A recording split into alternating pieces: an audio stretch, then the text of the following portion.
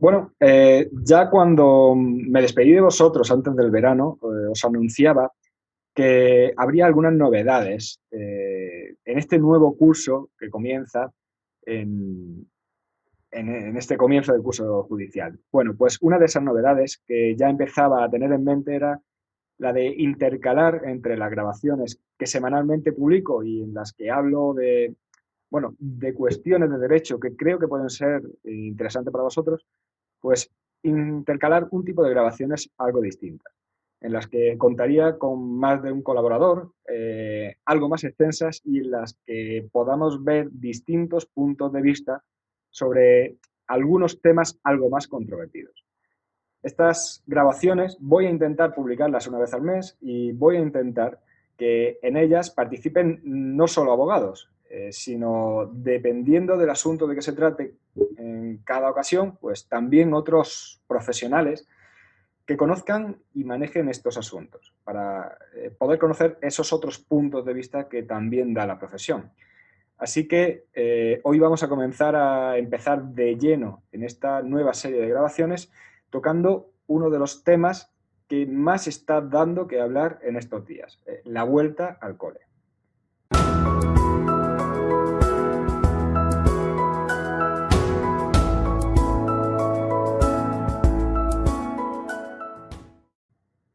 Bueno, pues como ya he adelantado, hoy dedicamos esta grabación a un asunto que está iniciando los telediarios de prácticamente todos los días, la vuelta al cole. Un tema que, combinado con el COVID-19, con las medidas aprobadas por el Gobierno central y los gobiernos autonómicos, y con el escepticismo que también existe precisamente con estas medidas por parte de muchos padres y de los propios profesores, pues que puede ser un riesgo para la salud de los propios docentes, los propios niños y también para todo aquel que convive con docentes y con niños. Por eso, por todas esas dudas que existen sobre el modo en que se pretende esta vuelta a las aulas, ya son muchos los padres y madres que han elevado la voz y ya han adelantado que no van a llevar a sus hijos a clase. Claro, a continuación, ya han sido también muchísimas las voces que se han pronunciado sobre esto y sobre si los padres verdaderamente pueden decidir si llevar a sus hijos a clase o que se queden en casa. Estos días hemos podido ver numerosos artículos en prensa en los que se nos habla de si pueden existir repercusiones a decisiones de este tipo y hemos visto también artículos que ya advierten de que sí las habría y de que no podríamos encontrar incluso, nos podríamos encontrar incluso con penas de prisión de hasta 6 años para esos padres que cumplieran con esa amenaza de no llevar a sus hijos a clase, por entender que en este caso estarían cometiendo un delito de abandono de familia. Pues bueno, en este clima de incertidumbre y sobre todo con noticias de este tipo, son muchos los padres que han empezado a preguntarse si verdaderamente correrían el riesgo de cometer un delito por no llevar a sus hijos a clase. Personalmente también he recibido consultas de este tipo, consultas que precisamente me han animado a dedicar este primer episodio de esta nueva serie de grabaciones a este asunto. Una de las consultas que he recibido, os la voy a leer y dice esto. Hola, muy buenos días. Como ya sabréis, el cole empezará de forma presencial y obligada en pocos días aquí en Málaga. Y yo no estoy de acuerdo con las normas que se han establecido, por lo que estoy pensando en no llevar a mi hijo al colegio. Primero por su salud y segundo por la de su familia. Tanto yo como su abuelo somos pacientes de riesgo. Me gustaría, por favor, que me aclaraseis si las amenazas con quitarme a mi hijo o incluso llevarme a la cárcel serían legales en tiempos de pandemia y alto riesgo de contagios, puesto que yo no lo llevaría por abandono, ni dejadez, ni por capricho, sino por asegurar su salud y la nuestra. Estoy muy angustiada porque no sé qué hacer y me parece súper injusto que los padres no podamos decidir ante esta situación y que nos estén obligando a elegir entre la salud de nuestros hijos y la nuestra o la educación. Un curso escolar se recupera, pero la vida no. ¿Tendrían alguna validez esas amenazas si llegase a juicio? ¿Podemos hacer algo para exigir nuestro derecho como padres? Por favor, estoy desesperada. Gracias de antemano. Creo que esta consulta que me llegó vía email refleja bastante bien toda la incertidumbre que existe al respecto y todos los conflictos que están en juego realmente. Por eso no quiero seguir enrollándome más y creo que lo ideal es entrar en faena cuanto antes. Así que voy a presentaros a los amigos que me acompañan hoy y que me van a ayudar a desgranar todo lo que tenemos por delante. Toda la problemática que surge de esta vuelta al cole, que en algunos sitios ya ha comenzado y que en otros está a punto de comenzar. Bueno, hoy tengo conmigo a Beatriz Martín, que es abogada, está en La Salquía, en Vélez Málaga, y a David Gómez de Miguel, que también es abogado en la provincia de Málaga, y Modesto, que es docente, es profesor de secundaria en la provincia también de Málaga, con residencia en Pizarra. Y bueno, creo que para bueno, a los que le agradezco enormemente, además, que se hayan pues ofrecido sin ninguna duda a participar en esta charla y bueno, en este primer episodio. Creo que para poder entrar a conocer mejor toda la problemática de la que vamos a hablar, es interesante también conocer en primer lugar cómo se afronta actualmente el absentismo escolar, qué trámites se inician por los propios colegios ante una situación de este tipo, cómo actúa la administración cuando tenemos a niños que faltan a clase de forma habitual y también qué nos dice el propio Código Penal del que tanto se ha hablado. Sobre todo por las consecuencias que tendría, si las hay, desde ese punto de vista penal y, bueno, pues ver cómo respondería ante las actuaciones de los padres que se niegan a llevar a sus hijos a clase. Para empezar, creo que teniendo además la suerte de contar con nosotros, con un miembro del cuerpo de docentes, con Modesto Tellez, pues nadie mejor que él para bueno, explicarnos brevemente pues esos protocolos que se ponen en marcha cuando existe un caso de absentismo escolar. Así que, bueno, Modesto, te doy la palabra. Hola, nada, encantado de estar aquí contigo y con el resto de los invitados. Pues nada, intentaré ser lo más breve posible. Básicamente, el concepto de absentismo, que yo creo que ya conocéis todos, cuando un alumno deja de asistir a clase. Yo sé que hay centros que organizan de manera personal este tipo de protocolo, pero básicamente hay una normativa, digamos, directrices comunes y empezaría diciendo que consideramos a un alumno, a una alumna absentista cuando supera el 25% de, digamos, de las horas lectivas que hay en un mes. Es decir, el 25% en una asignatura de 4 horas, pues básicamente viene siendo eso, 25, 30 horas al mes, representa unas 30 horas, ¿no? Sin justificar, porque claro, evidentemente no estamos hablando de que el alumno falte tal cual, sino que se supone que hay detrás unos padres justificando esas faltas, ¿no? Generalmente porque hay un problema médico de salud. Ahí no entra en juego el absentismo, es simplemente cuando el alumno y los padres en concreto son incapaces, no quieren, no pueden justificar la falta de ese alumno, de su hijo, ¿no? A partir de ahí, el tutor de ese alumno es el que se encarga de... aquí ha salido, perdón. Se me ha ido la pantalla. Estaba diciendo que ese alumno, ese tutor, perdón, el tutor es el que tiene que poner en marcha ese proceso de absentismo. Lo primero que tiene que hacer al recapitular las faltas que tiene ese alumno a final de ese mes, comprobando que efectivamente supera el 25% de las horas lectivas que tiene ese alumno al mes, es llamar directamente a la familia, comentarle el caso, intentar que justifique, porque muchas veces lo que ocurre es que se ha olvidado la madre, el padre, tutor legal se ha olvidado de justificar efectivamente algunas faltas que sí pueden ser justificadas. Ahí está, básicamente el tutor es el que tiene el criterio de aceptar esas justificaciones. Digamos que hasta hace poco la ley nos obligaba a justificarlas siempre que hubiese un volante médico, donde se podría ver claramente, objetivamente, que el alumno había estado en una consulta médica. Desde hace unos años el tutor es el que decide, hasta creo que el curso pasado en mi centro, el tutor podía justificar sin presencia de un volante médico, digamos, aceptar la palabra del padre o de la madre de que ese alumno había estado enfermo, ¿no? Mi hija tiene vómitos, ha estado con vómitos, le duele la cabeza, etcétera, etcétera. Pero solo un día a la semana, es decir, 6 horas. Podrían estar justificadas sin justificante médico.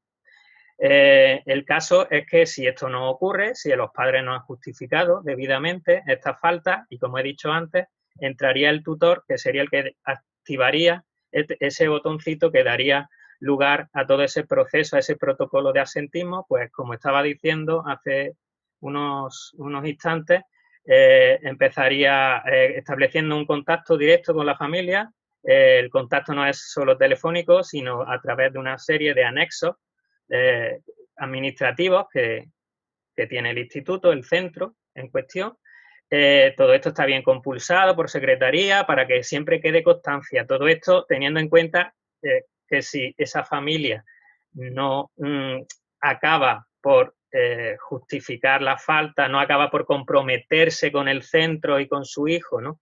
Para dejar que salga de la lista negra de absentismo, pues todo esto iría a asuntos sociales.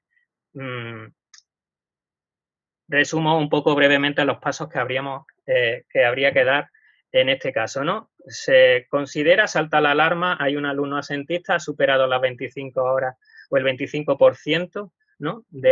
Al mes. Por lo tanto, se establece una cita con los padres tienen que acudir, se establece un compromiso entre el centro, el alumno y la familia y el profesor, o profesores y básicamente el tutor, el que organiza y media en todo esto. Si al cabo de, pongamos, 15 días, vemos que ese compromiso familiar no está funcionando, los padres básicamente de familias, digamos, que vienen ya de contextos familiares desestructurados, que son la mayor parte de los casos, aunque hay de todo, digamos que me estoy poniendo en el caso, digamos, más extremo de absentismo, cuando la familia no respalda, ¿no? Ni el contexto familiar respalda al alumno. Teniendo en cuenta eso y viendo que la familia o no asiste a esa cita con el tutor, o si asiste luego no mantienen firme la palabra, ¿no? Que se ha dado a través de la firma de ese compromiso, pues entonces el tutor pasaría a jefatura de estudios el caso de estos alumnos, ¿no? Y ahí sería jefatura la que ya se pondría en contacto directo con la familia, con otra serie de anexos donde se le sugiere a la familia, pues, lo que es más conveniente en este caso, y claro, con una información clara de qué puede ocurrir, cuáles serían las repercusiones, ¿no? Desde el punto de vista legal, si ese alumno, si el hijo en concreto de esta familia, pues sigue manteniéndose, ¿no? en la lista de absentistas. A partir de ahí, pues simplemente, esto ya sería un poco más burocrático, ¿no? Habría una serie de documentos legales, ¿no? Que tendría que aportar el instituto para que Asuntos Sociales, una vez tramitado todo esto, Asuntos Sociales ya se encargase de estos alumnos en concreto. De todas formas, tengo que decir que detrás de estos grupos humanos, que son las jefaturas de estudios, que se enfrentan a otros grupos humanos con muchos factores, ¿no? Distintivos entre unos tipos de alumnos y otros, las familias, pues siempre hay mucho diálogo, ¿no? Una cosa es la norma estricta y otra cosa es lo que en situaciones palpables de ese momento pues se hace. A esto me refiero a que hay mucho diálogo, que a veces los padres pues no asisten a las citas y y lo que hacemos es intentar indagar, encontrarlos, hablar, intentar de todas las maneras posibles a que haya un contacto y en fin, antes de llegar al extremo de poner en manos de asuntos sociales a estos alumnos y estas familias que a partir de ahí el tutor, digamos, está pendiente, pero ya se ha desentendido un poco de ese alumno porque, como digo, entra ya en la jurisdicción, por así decirlo, ¿no? de jefatura de estudios y de asuntos sociales. Yo creo que más o menos, ¿no? Ahí estarían un poco explicadas y resumidas un poco ese tipo de protocolos y las funciones de cada uno de los actores que intervienen en el proceso. En definitiva, pues bueno, un poco por lo que se ve de lo que comentas, no estamos ante una inflexibilidad No, absoluta, evidentemente, sino que precisamente lo que se va buscando es resolver el problema antes de tener que pues, acudir a instancias superiores, ¿no? se pretende Porque siempre eso, sí. Claro, porque aquí en este caso existiría, entiendo, tanto pues eso, la posibilidad de mediar por parte del centro, como ya posteriormente, en el caso de que eso sea imposible, ¿no? Es cuando ya se acude a que sea administrativamente como se le busque una solución al problema, ¿no? A esta Efectivamente. situación de asentismo. Bueno, David, ya que, como habíamos visto, existe ya esa vía administrativa que se empezaría a iniciar, entonces, bueno, quedamos en que ya se da conocimiento a asuntos sociales, ¿no? Y aquí te iba a preguntar, entonces, ¿qué ocurriría a partir de ese momento? ¿O qué puede llegar a ocurrir? Bueno, yo aquí lo que sí tendría que explicar primero es la función esencial que tienen los fiscales, ¿vale? Entonces, para continuar con la exposición, sí me gustaría hacer una referencia, en este caso a la nota de servicio que ha publicado recientemente la página de Fiscalía, es decir, el fiscal de menores, para unificar todos los criterios de las fiscalías provinciales, ¿no? Entonces, lo que tenemos que tener en cuenta son dos premisas esenciales.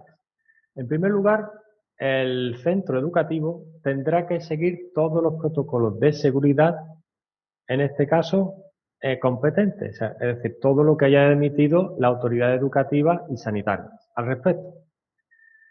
A ese respecto también tenemos que tener en cuenta lo siguiente, es decir, te dice, en este caso esa nota de fiscalía, que será obligación ineludible por parte de los progenitores o tutores, en este caso, que los hijos o los menores asistan presencialmente a las clases, ¿vale?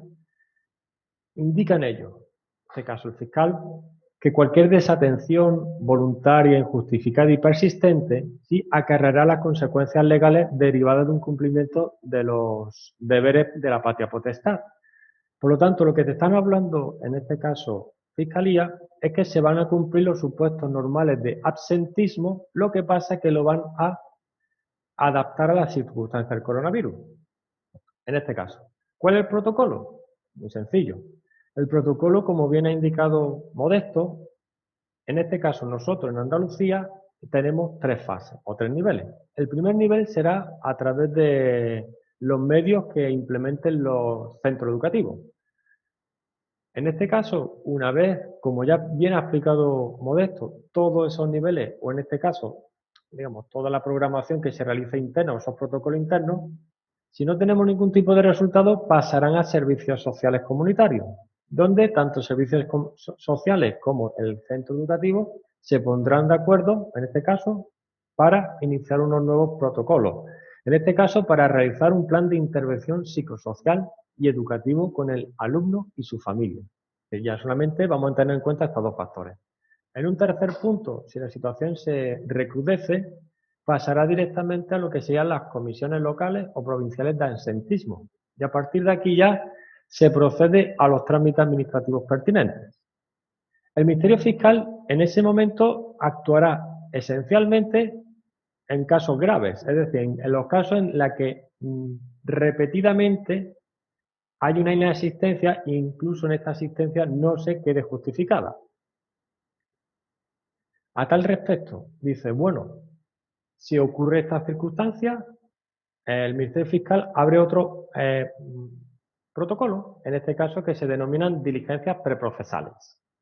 Estas diligencias preprocesales tienen mucha flexibilidad porque van a tener en cuenta lo siguiente, la respuesta institucional a la situación concreta de los alumnos y afectados y a sus respectivas familias. ¿Respecto a qué? Respecto a la situación de la pandemia del COVID. Y en este caso también a los posibles riesgos sanitarios presentes, ¿vale? O que presente tanto la familia como el ámbito escolar. Entonces dice el Ministerio Fiscal, bueno, nosotros iniciaremos ya protocolos, en este caso, de actuaciones penales o de actuaciones derivadas de la protección de menores por desamparo, en tanto y cuando aquella familia no justifique clara y rotundamente los requisitos necesarios para decir que tenía una excepción de no haber llevado a los niños al colegio. Y es por donde ahí va a ir todo este asunto. Ajá. Entonces, en principio vemos que ya en la vía escolar se flexibiliza un poco el acudir a ponerlo en manos de instancias superiores, simplemente por el hecho de que, bueno, se trata siempre de realizar, o por lo menos es lo que se busca, realizar una especie de mediación para evitar tener que acudir a esas instancias superiores, pero una vez que se acuda a esas instancias superiores, también, al menos, según parece, desde Fiscalía ya hay instrucciones de que las actuaciones posteriores se hagan derivadas de un análisis previo, ¿no? de esa Claro. situación. Claro. Efectivamente, y mirando la situación sobre todo individualizada de las personas. Entonces, claro, es por eso que tiene mucha flexibilidad este tipo de procedimientos. Lo que sí, quería también aprovechar, ya que está Beatriz por aquí y ella lleva asuntos también más del ámbito penal, pues dado que existe al final ese riesgo, que por lo menos es lo que hemos visto durante todos estos días previos al inicio del curso, esa posibilidad de acudir al Código Penal y ese miedo de que los padres acaben detenidos simplemente cuando el niño no va al colegio, bueno, pues, ¿qué es lo que dice realmente el Código Penal? Lo voy a leer textual. Bueno, ya todo el mundo sabe el número del artículo que supone el abandono de familia en la modalidad de la que estamos hablando. Es el artículo 226. Y el Código Penal castiga al que dejara de cumplir los deberes legales de asistencia inherentes a la patria potestad. Inherente a la patria potestad, obviamente, está la educación de los menores. Ahora, o sea, yo, como no me gusta hablar en términos jurídicos para que la gente me entienda, el artículo 226 del Código Penal solo va a operar cuando exista un dolo de los progenitores para impedir que los hijos acudan a los centros escolares y se nieguen sin ningún tipo de justificación al tema de la escolarización. Yo entiendo, sin ser una penalista de pro, pero entiendo que realmente en la situación que estamos y fundamentalmente yo creo que con los dos compañeros que me han precedido en la exposición ya nos hemos quedado tranquilos quien tenga algún tipo de duda. Si desde los centros escolares están ya asumiendo, incluso antes de una pandemia mundial, el ser flexible a la hora de tratar el tema del absentismo escolar, imaginaros ahora con la historia personal que tengamos cada uno en la mente respecto al COVID, como cada uno reaccione. Yo esto lo veo inviable en familias solo con justificar que los menores que no acuden al colegio son cuidados por los abuelos. Es que estamos exponiendo, o sea, como progenitor te tienes que poner, uno, ante la posible enfermedad de tu hijo, y no solo eso, que si estás trabajando y tus padres que son mayores son los que se hacen cargo, que desgraciadamente eso ocurre en España, de tus hijos, estás exponiendo a tus hijos y a tus padres y a ti mismo, porque la historia de esto esto no es una cuestión jurídica, es que como hay tantísimas noticias enfrentadas, tú no sabes si tienes, realmente yo me lo planteo, yo no soy madre, pero me planteo, digo, yo me lo he tomado muy, muy tranquilo esto hasta que se han hablado de gente más joven, de gente que tenían patologías que no conocían y al final han acabado en una UCI 2 meses ingresados.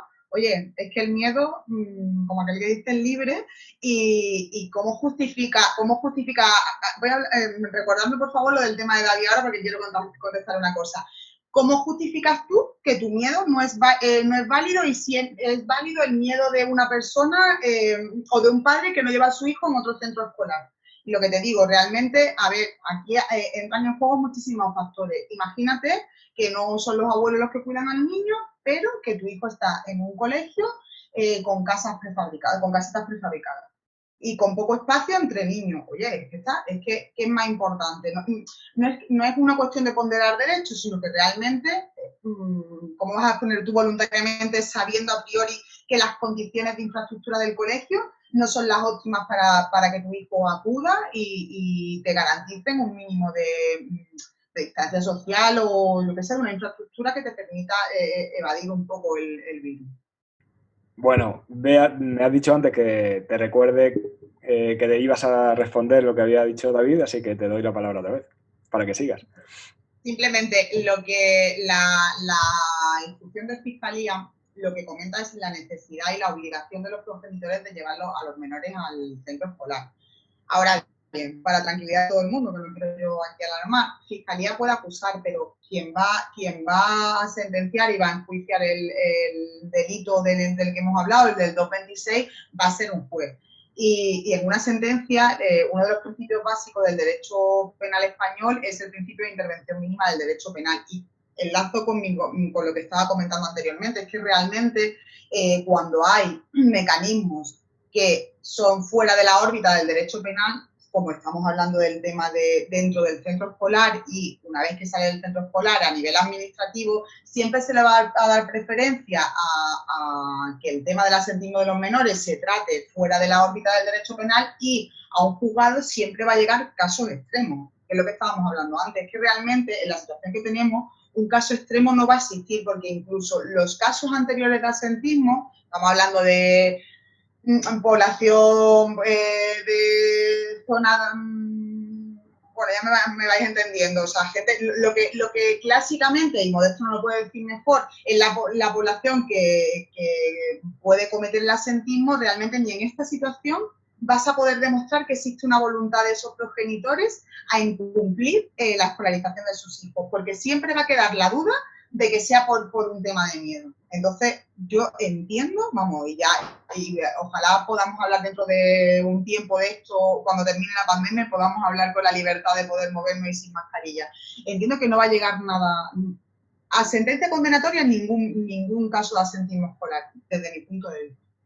Claro, aquí en este caso, desde mi punto de vista también, lo que tenemos que tener claro, bueno, existe de 6 años a 16 años la obligatoriedad de que los niños tienen que asistir, porque están en edad escolar y tienen que asistir obligatoriamente a clase, y eso es así. Es decir, por otro lado, partimos de que en teoría, por lo menos, las medidas que se han adoptado tenemos que entenderlas que son las mínimamente suficientes para evitar que se ponga en riesgo la salud de los niños. Entonces ahora, en esta situación es cuando yo me pregunto,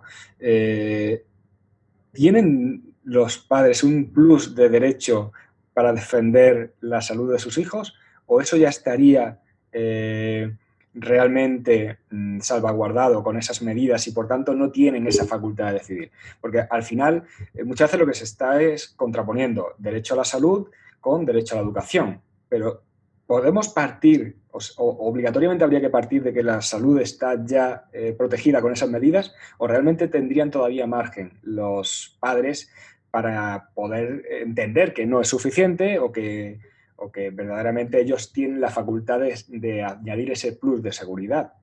No sé, os lanzo la pregunta un poco a todos. Perdonadme que me interrumpa, voy a hablar de lo que yo veo como protocolos que funcionan, en lo que yo conozco. En justicia se ha establecido un protocolo, por ejemplo, ¿no? Tú tienes que entrar a una sala de vista, ponerle un capuchón a tu micrófono y usar gel hidroalcohólico. A mí, desgraciadamente, es que no se me da la opción de no acudir a un juicio porque entienda que no se cumple con el protocolo de seguridad. Pero yo garantizo que esta mañana en los juzgados de Torró, el protocolo de seguridad, desde mi punto de vista, a mí no me eximía de contagiarme de la enfermedad, porque mucha mascarilla, el pasillo súper cerrado, 20 personas respirando el mismo aire. ¿Qué pasa? Realmente lo que estamos hablando de educación no es que exista un derecho superior de los padres, es que se permite la posibilidad por lo que estamos hablando. Si es que yo creo que desde los mismos centros no van a iniciar ningún tipo de protocolo de asentismo cuando ellos saben que a lo mejor el protocolo es insuficiente. Ya, si eso que digamos de esto, si él, con el protocolo que le ha dado la Junta de Andalucía, entiende que se cumplen las medidas de seguridad y estamos 100% cubiertos de que los menores no van a contraer ningún tipo de enfermedad, bueno, en este caso el COVID. Que él nos lo diga, si entiende que es suficiente. Estoy de acuerdo contigo, Beatriz. No se puede garantizar en ningún caso, creo yo, por muy buena fe que se ponga, que la hay desde luego en todos estos procesos, ¿no? De, digamos, impermeabilizar, de volver lo más éticamente posible esa vuelta al cole. Nadie puede garantizar, nadie absolutamente puede garantizar un 100%, ¿no? de control y de que ahí no va a pasar nada y de que vamos a estar en una burbuja, en un pequeño mundo estanco en el que llegan los niños, luego salen y luego ya es otra historia. Eso no va a ser así, por eso yo sí comprendo a los padres, de hecho tengo compañeros que tienen hijos menores y que no están de acuerdo por muchas medidas, ¿no? que se lleven a cabo en que sus hijos vuelvan a clase ahora. Ellos dicen, mira, para que hagan experimentos, para que los tomen como cobayas, pues que lo hagan otros. Yo al mío, desde luego, como padre, más antes que nada que como ciudadano o cualquier otra cosa, y fiel seguidor, ¿no? de las normas y de las leyes democráticas, que dice que mis niños, ¿no? en estas edades tienen que estar obligatoriamente, ¿no? De tal hora a tal hora, no, ellos no están de acuerdo porque priorizan la seguridad de sus hijos y no solo, como estabais diciendo antes también vosotros, no solo la de sus hijos, claro. Ahí entra en juego también pues los posibles efectos dominó, ¿no? Todo esto de la entropía, ¿no? Entonces la gente al final, pues ese miedo está infiltrado, ¿no? En cada una de nuestras conversaciones, cada vez que ponemos, ¿no? la oreja en una conversación. Ahora mismo eso es lo que está un poco dinamizando todos nuestros temores. Y es muy difícil decirle a un padre, mire usted, tantísimas normas que se ha molestado, ¿no? el equipo directivo, lo ha pasado por el consejo escolar, ha habido reuniones con los padres y aún así yo creo que los padres siguen teniendo su derecho legítimo a decir, veo muy bien todo ese trabajo que habéis hecho, vuestros planteamientos, ¿no? para la seguridad no solo de vuestros hijos, sino también vuestra, ¿no? la de los profesores, pero yo sigo decidiendo que mientras haya por ahí ese enemigo invisible, yo no voy a arriesgarme, ni yo, y por ahí ya estabais diciendo cosas tan lógicas y tan de sentido común, ni yo, ni mis familiares, ni mis padres, ni los abuelos del niño, efectivamente, porque ahí puede ocurrir de todo, ¿no? Creo yo. Claro. No sé, porque por otro lado, efectivamente, desde el mismo momento en que desde los propios centros ya se está contemplando la posibilidad de que pueda haber modificaciones en el propio sistema que se va a seguir, pues en función de que precisamente haya positivos, yo creo que es evidente que no se puede mantener que 100% seguro sea el sistema que se haya establecido, por muy buena voluntad que exista. Pero claro, en estos casos, al final, yo creo que lo que debe imperar es el sentido común. Es decir, efectivamente, yo creo que los padres pues, tienen ese derecho, por lo menos, a dudar de que esas medidas que se han establecido puedan ser suficientes o no.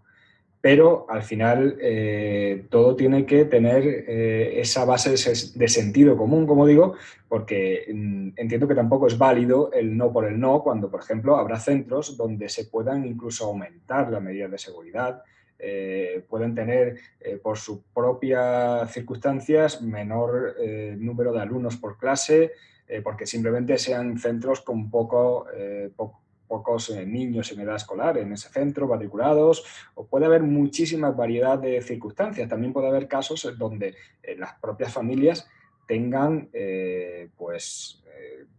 personas de riesgo conviviendo con ellos, puede haber hermanos en edad escolar que tienen riesgo también y cómo no puedes tampoco aislar a esos hermanos de los que sí acudirían al centro. Es decir, al final yo creo que en esto lo que debe imperar es precisamente eso, el sentido común, y ni es absoluto, creo, el derecho de los padres de decidir sin una justificación real, pues no voy a llevar a los niños a clase, pero también es evidente que hay que tener presente que hay casos donde está perfectamente justificado que sean los padres los que decidan, y yo dudo que hubiera, como dice Beatriz, una sentencia condenatoria que dijera que el padre está pues, incumpliendo todos sus deberes inherentes a la patria potestad y no puede, es decir, hay que entenderlo que ha cometido un delito de abandono de familia. Evidentemente son circunstancias que hay que ponderar. Por eso, no sé... Tú tienes que reconocer que existe el ánimo de incumplir con los deberes inherentes a la patria potestad. En el momento que justifiques que tienes a tu alrededor algún familiar con algún tipo de patología, ya decae cualquier tipo de delito. Pero yo es que vamos a ver, aquí la cuestión es que, como ya se ha explicado, hay 3 niveles. O sea, el nivel del centro educativo, el de servicios sociales y después el del propio, de las comisiones locales y provinciales. Se van pasando por 3 filtros. Lo único que se está indicando es que si hay inasistencia, se puedan justificar por parte de, en este caso, en el colegio, a servicios sociales. ¿Por qué se producen esa inasistencia? ¿Por problemas a lo mejor de posibles contagios con familiares o lo que fuere? Obviamente, si es así y en este caso hay un núcleo de riesgo familiar, obviamente el niño no va a tener que acudir al centro escolar. Igualmente en los centros escolares es verdad que no se puede garantizar al 100% ningún tipo de medida eficaz, pero es verdad que en cuanto a que los centros escolares puedan determinar o detecten cualquier tipo de patología a ese respecto, lo que van a hacer es cambiar el protocolo, en este caso. En este caso, pues, cerrar el colegio, cerrar parte del colegio, hacer otro tipo de actuaciones a ese respecto. Por eso, como bien dice Bea, será muy complicado que esto termine en sentencias penales o en sistemas de desamparo y acogimiento de menores, porque se tiene que pasar muchísimos filtros y sobre todo es que eso, hay que estar a las circunstancias individuales de los menores, simplemente. Lo único que yo creo que remarca bien la nota de servicio del Ministerio Fiscal en casos ya que son bastante patentes y bastante reincidentes en el caso ya de no hacerse cargo de la patria potestad de los menores a ese respecto. Y a lo mejor aprovechar esa justificación del tema del coronavirus para decir, ay, ¿qué tenemos esta situación así de...? Y ya está. Pero no creo que vaya a haber muchos más problemas con esto.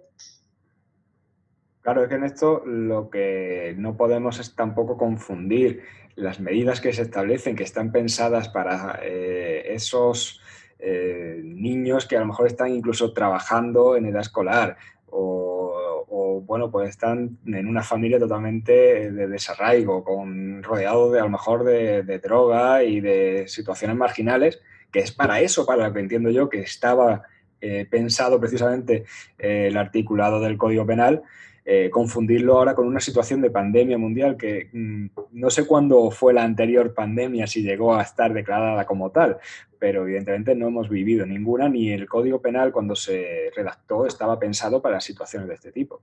Entonces, pretender confundir las dos situaciones sin más, yo creo que es una equivocación, y además creo que sería absurdo, porque simplemente hay que siempre ponderar precisamente la situación que existe, la situación tanto personal como del propio entorno, como la del propio centro docente en el que, pues, aunque hayamos visto como medidas prácticamente la de que los niños estén separados a equidistancia, donde seguramente hay centros donde no se pueda salvaguardar, como digo, existen otro tipo de medidas que en determinados centros se están adoptando como plus a esas medidas. Por tanto, yo lo que sí ahora, para ya ir un poco cerrando, para que esto tampoco se eternice, quería preguntaros un poco, pues bueno, ya llegando al terreno, ¿qué consejos daríais a los padres que no están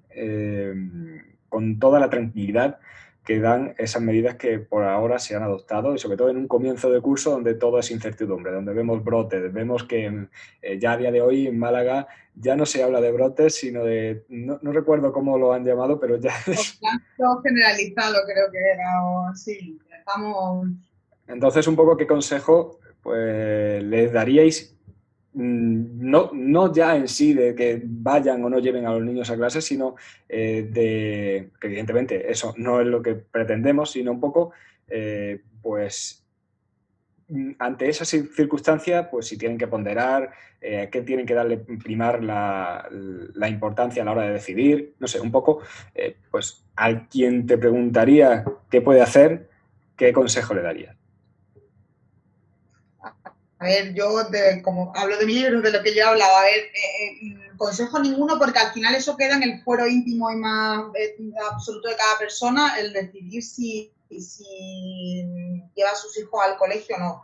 Desde mi punto de vista y el tema que yo he tratado, que es el penal, desde luego, tranquilidad absoluta, que entiendo, ahora dentro de 2 semanas tenemos las primeras diligencias penales abiertas, pero entiendo que no, y que aunque esté abierta, porque, bueno, aparte que esto no va a ser en cuestión de un mes, porque si primero tiene que seguir el protocolo de asentismo del centro escolar, pasar a asuntos sociales, una serie de historias, para que llegue a un procedimiento penal vamos a tener que estar en el COVID-23 para que el padre al final tenga que ser ante un juzgado de lo penal.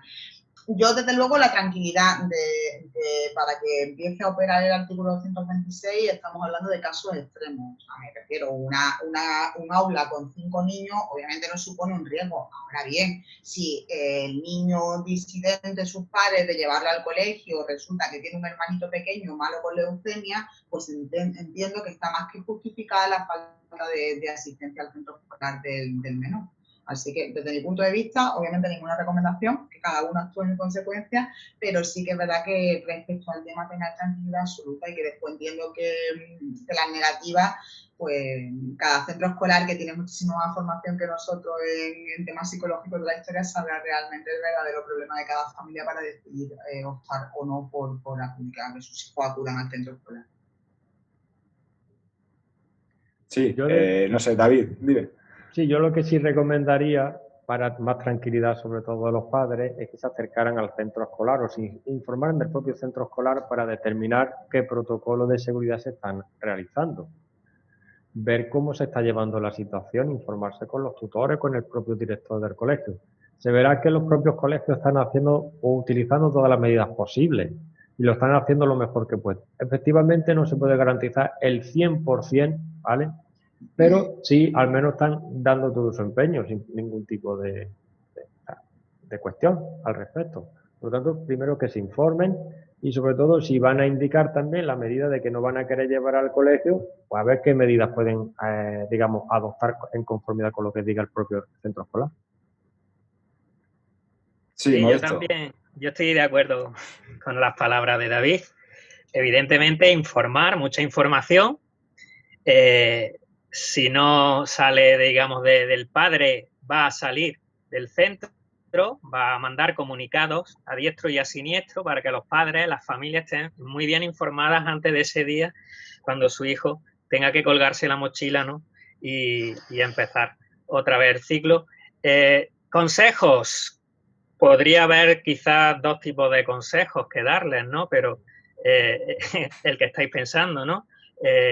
Comprendo tu miedo, es posible porque no se asegura al 100% que no vaya a pasar nada de lo que nos tememos, por lo tanto te aconsejo que bajo tu propia, digamos, decisión personal y bien fundamentada, pues que no mande a tu hijo porque podría ocurrir lo que no se desea. Y el otro consejo sería, pues tienes que confiar en toda la gente que está haciendo todo lo posible, está poniendo todas esas medidas, todos esos geles hidroalcohólicos, ¿no? A la entrada, a la salida, están haciendo que los alumnos entren escalonadamente, están haciendo o quieren hacer o van a empezar a hacer enseñanzas semipresenciales para que la ratio baje, ¿no?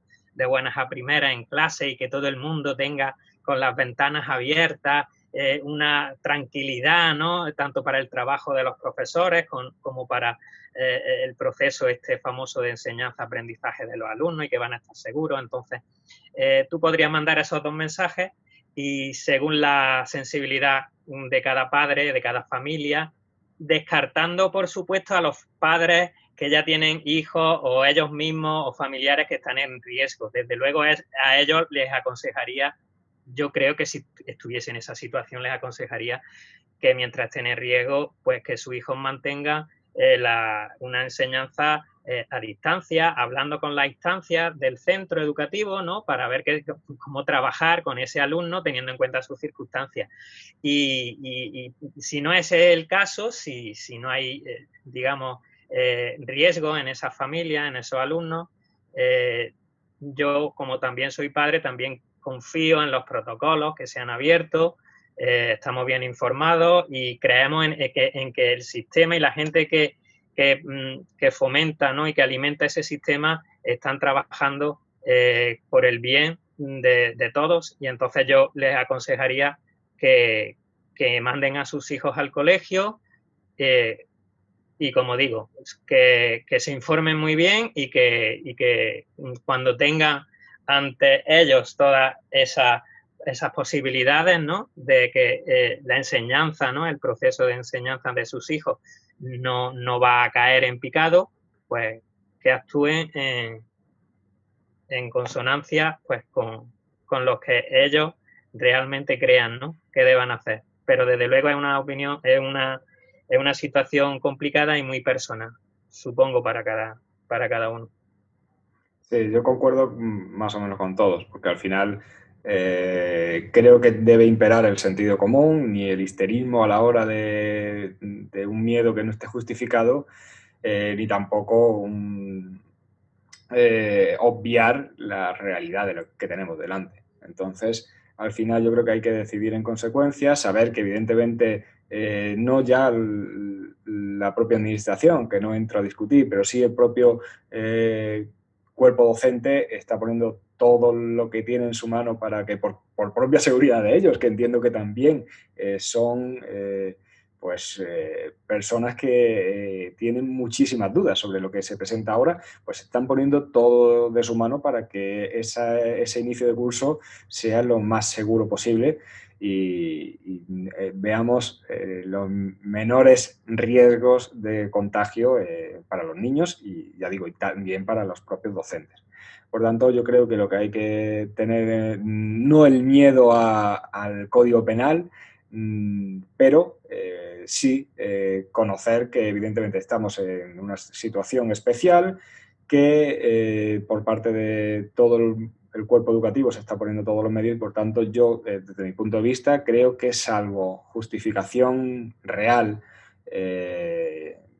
por circunstancias personales, por circunstancias del centro, que evidentemente todo eso previamente tiene que ponerse de manifiesto, conocer qué alternativas se dan, si existen y decidir en consecuencia. Por tanto, yo creo que es la única forma de poder afrontar esto sin que caigamos en el absentismo que se trata de penar por el Código Penal sin más justificación y el propio dolo de quienes participan. Bueno, pues no sé si tenéis algo más que añadir sobre todo esto. Yo, por mi parte, si lo veis bien, pues yo creo que más o menos hemos tocado todo lo concerniente a esta vuelta al colegio y un poco todas las represalias que pueden existir en el caso de que alguien decida pues negarse de forma tajante a que sus hijos vayan al colegio, que no son tantas, por lo menos parece ser, como esos 6 años de prisión que iban a ver los padres que iban a cometer ese delito tan flagrante y tan, pues de forma despiadada iban a acabar todos en calabozos y todos los abogados íbamos a tener que especializarnos en el delito de abandono de familia. Así que, pues muchísimas gracias a los tres. Personalmente, que sepáis que os lo agradezco enormemente porque esta idea de hacer este tipo de charlas, la verdad es que es algo nuevo y que espero que tenga buena acogida, y por vuestra parte el hecho de que os hayáis ofrecido con esta facilidad de convencimiento por mi parte, que no he tenido que hacer nada para convenceros, pues la verdad es que se agradece enormemente. Así que, como digo, muchísimas gracias y espero volver a encontrarme con vosotros muy pronto en otra charla de este tipo. Nada, gracias a ti, Javier. Ha sido una experiencia interesante, la verdad.